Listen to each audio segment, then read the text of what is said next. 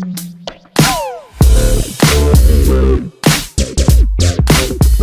standing in a very quiet spot on the battlefield other than the occasional bus or vehicle that drives by, and I am west of the town of Gettysburg, near the position held by the Iron Brigade during the first day of the battle.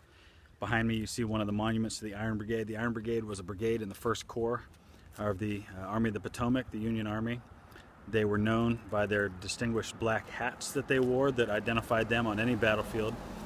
They were all units from the Midwest, the 2nd, 6th, and 7th Wisconsin, the 19th Indiana, and the 24th Michigan. And I'm standing here near the spot where the 24th Michigan was stationed, and it's a spot that not only played a crucial role in the Battle of Gettysburg, but in my family as well, because facing down the 24th Michigan that day was the 26th North Carolina. And this is one of the few monuments on the Gettysburg battlefield to an individual Confederate regiment. There are very few of those. Pretty much every Union regiment that fought here has some monument to them, but that's not the case for the Confederacy.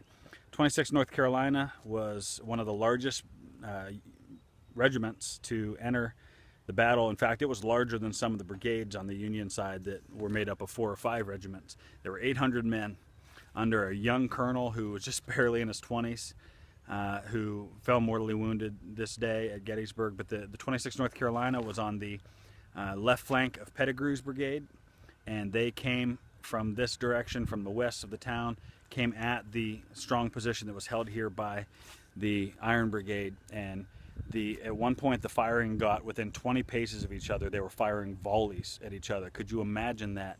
Just almost close enough that you could throw a rock at them, and they're firing volleys at each other. And throughout that afternoon, 600 of the 800 men of the 26th North Carolina fell, including my uncle of mine, brother to one of my ancestors. Her name was Eliza Greer.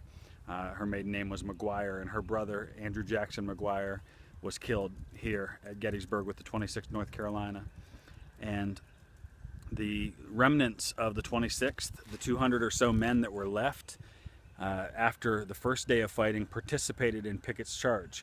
Pettigrew's brigade that they were a part of, which was in Heath's division of the 3rd Corps, they actually participated in Pickett's charge, and by that point there were only a couple of dozen men who were left for duty. But probably buried at some point here was my uncle, Andrew Jackson McGuire, and most of those Confederate troops who were buried here were eventually returned to cemeteries in Virginia, in North Carolina. So I honestly don't know where he is buried today, but I'm sure it's an unknown grave somewhere. But here was the place where Pettigrew clashed with Sullivan Meredith's Iron Brigade, west of the town of Gettysburg, in the afternoon of July 1st.